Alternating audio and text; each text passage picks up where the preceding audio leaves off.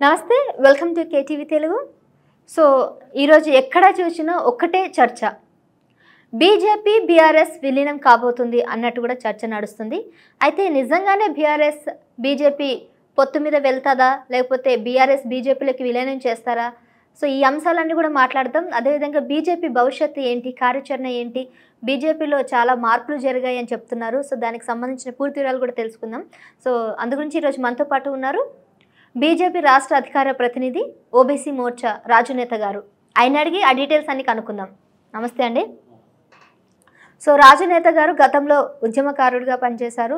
So Osmania university విద్యార్థుల ఉద్యమ నాయకుడు, జేఏసీ యూత్ లీడర్, ఎన్నోసార్లు జైలుకు వెళ్ళి విద్యార్థుల గురించి పోరాటం చేసి చాలాసార్లు జైలుకు వెళ్ళిన సందర్భాలు ఉన్నాయి. సో ఆ టైంలో మలిదశ ఉద్యమ నాయకుడిగా చాలా కీలక పాత్ర పోషించారని చెప్పాలి. మరి ఇప్పుడు బీజేపీలో ఆయన చేరారు. బీజేపీలో చేరిన తర్వాత బీజేపీకి సంబంధించి చాలా విషయాలు కూడా మనతో మాట్లాడాలనుకున్నారు. సార్ చెప్పండి, ఫస్ట్ మీకు ఒకటే క్వశ్చన్ అండి. బీజేపీ గతంతో పోల్చుకుంటే ఈసారి 8 సీట్లు రావడం అనేది అంటే బిఫోర్ ఎలక్షన్స్కి ఇప్పుడు తర్వాత ఎట్లా చేంజ్ అయింది? 8 మంది సీట్లతో మీరు పరిమితం అయ్యారు. మీకు ఇది సంతోషకరమా లేకపోతే సాటిస్ఫైడా? ముందుగా అందరికీ నమస్కారం అండి. కేటీవీ ప్రేక్షకులకు కూడా సంతోషమా అంటే మేము వాస్తవానికి 17 సీట్లకు 17 గెలవాలని అనుకున్నాం పార్లమెంట్ ఎన్నికల్లో. కానీ 8 స్థానాల్లో గెలవడం జరిగిన తర్వాత మిగతా స్థానాల్లో కూడా గట్టి పోటీ ఇచ్చాం, ఎక్కడ కూడా తగ్గలేదు.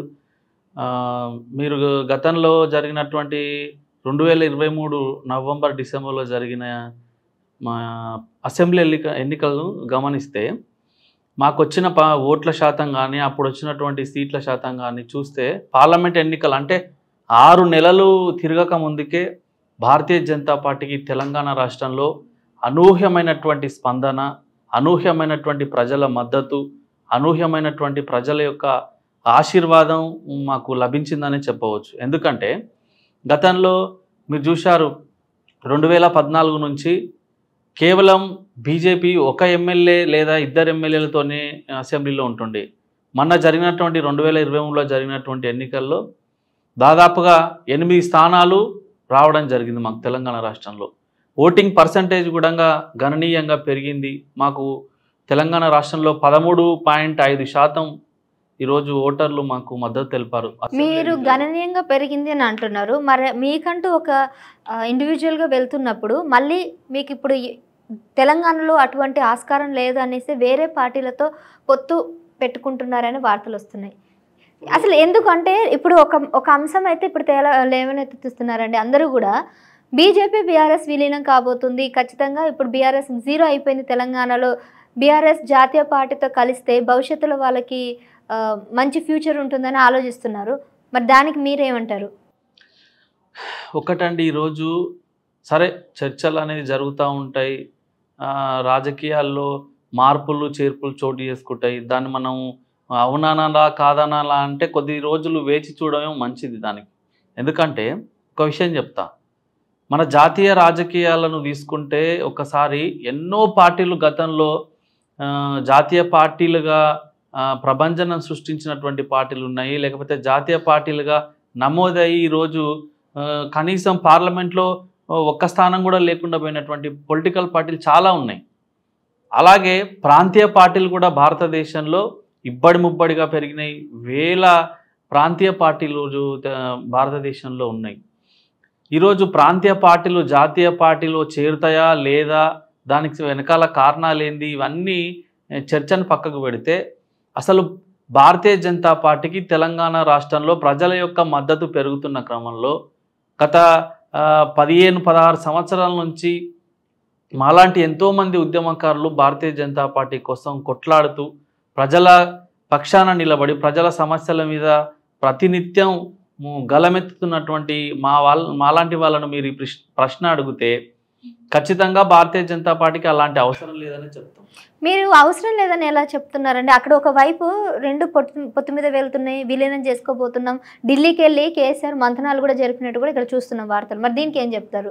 వార్తలు రావడం సహజం అండి. ఎందుకంటే ఇప్పుడు ఎన్నికల్లో వస్తున్నటువంటి రిజల్ట్స్ను చూసి కూడా కొంతమంది హైపోతికేటెడ్ కామెంట్స్ అంటారు వాటిని.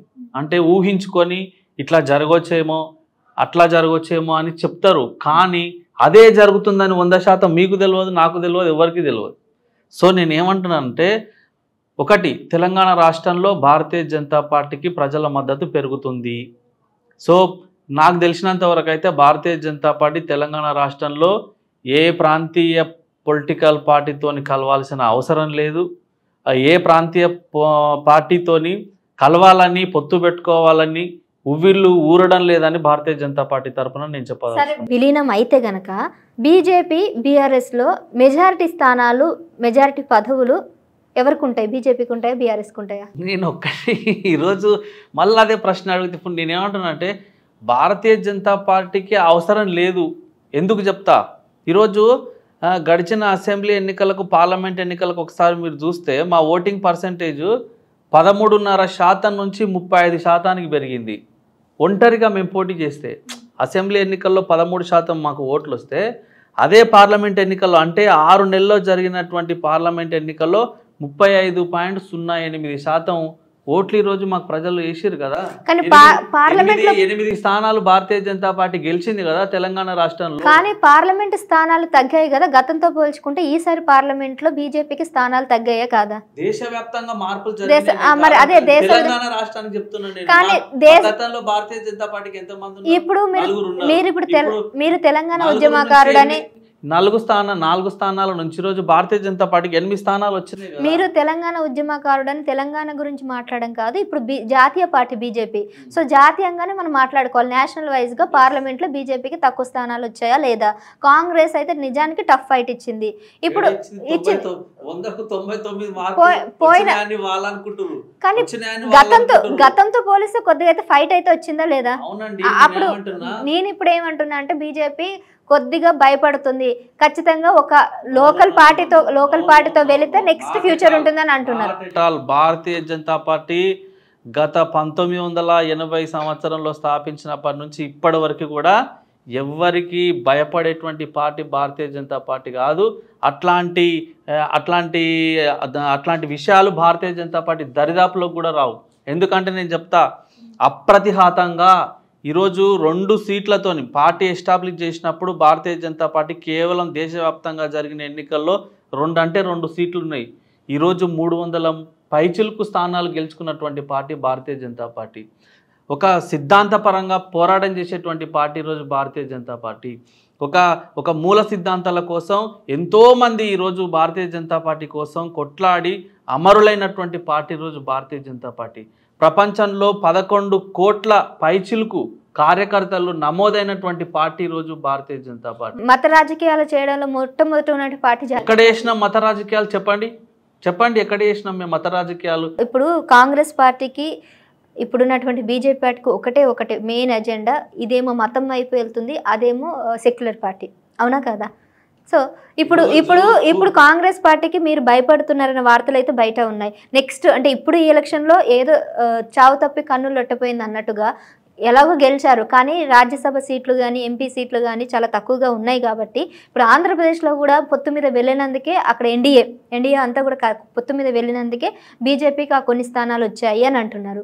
సేమ్ నెక్స్ట్ రేపు పొద్దున్న ఇప్పుడు తెలంగాణలో ఒక లోకల్ పార్టీతో మీరు పొత్తు మీద వెళ్తే మీకు నెక్స్ట్ రాబోయే కాలంలో మీకు కూడా ఇక్కడ ఒక స్థానం ఉంటుంది అనేది ఇక్కడ వస్తున్నటువంటి వార్తలు. ఇప్పుడు ఫస్ట్ మీరు భారతీయ జనతా పార్టీ భయపడుతుంది అనే మాటలను విత్డ్రా చేసుకోండి. ఎందుకంటే చెప్తా, భారతీయ జనతా పార్టీ ఒక జాతీయ పార్టీ అండి. దాదాపు ఈరోజు 15-16 రాష్ట్రాల్లో ముఖ్యమంత్రులు ఉన్నటువంటి పార్టీ ఈరోజు భారతీయ జనతా పార్టీ. 3వసారి జరిగిన ఎన్నికల్లో భారతదేశంలో గత 75 సంవత్సరాల కాలంలో ఏ పొలిటికల్ పార్టీ కూడా 3 సార్లు అధికారంలోకి రాలేదు, జవహర్లాల్ నెహ్రూ తర్వాత. ఈరోజు 3వసారి ప్రధానమంత్రి అయినటువంటి ఏకైక పొలిటికల్ పార్టీ ఈరోజు భారతీయ జనతా పార్టీ. అన్ని భాగస్వామ్య పక్షాలు ఏదైతే ఎన్డీఏ కూటమిలో ఉన్న భాగస్వామ్య పక్షాలందరికీ కూడా సముచితమైనటువంటి గౌరవం ఇచ్చేటువంటి పార్టీ ఈరోజు Bharatiya Janata party. SC ST ఓబీసీలకు వాళ్ళ వాటాలకు అనుగుణంగా సీట్లను కేటాయించి మంత్రివర్గంలోకి తీసుకొని చేసినటువంటి పార్టీ, సముచితమైన న్యాయం చేసినటువంటి పార్టీ ఈరోజు Bharatiya Janata party. So there is no question afraid of any other political parties.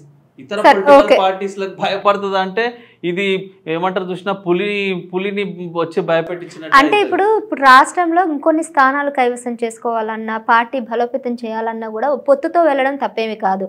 ఇప్పుడు కాంగ్రెస్ సిపిఎం 2 పొత్తు మీద వెళ్ళాయి, గెలిచాయి.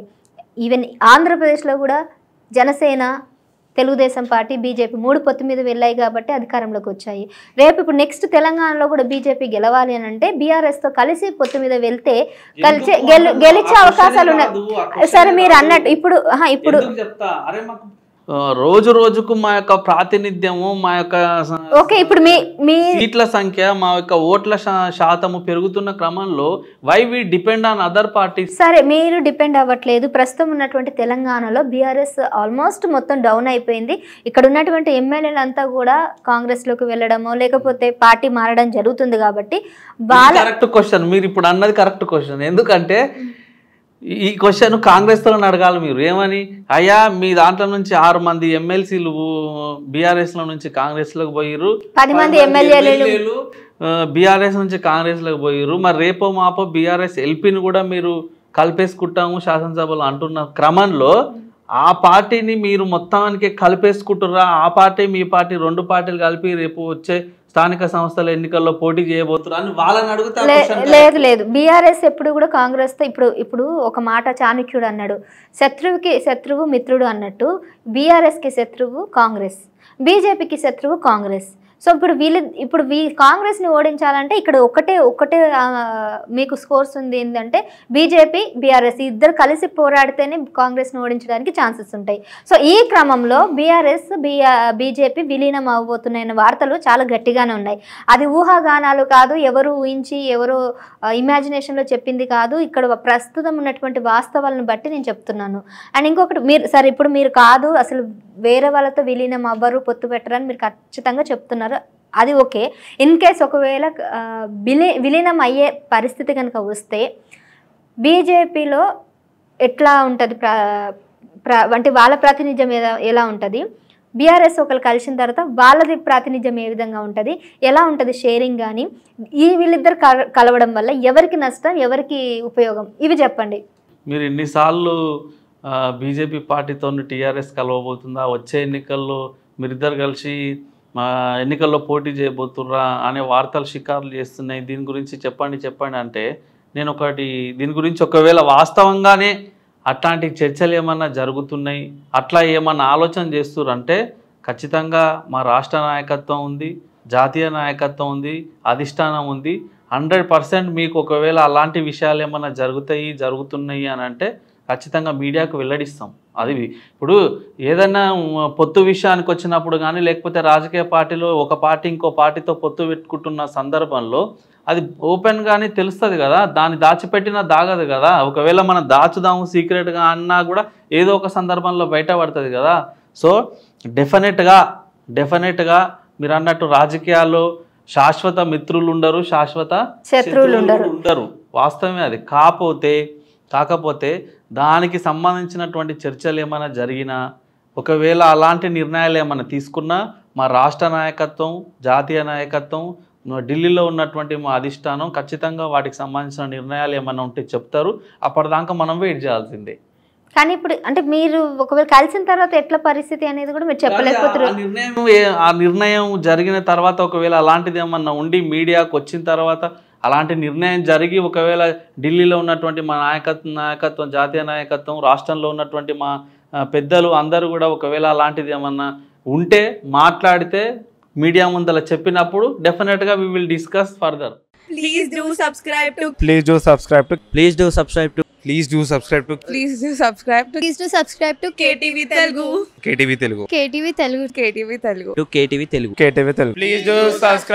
KTV Telugu.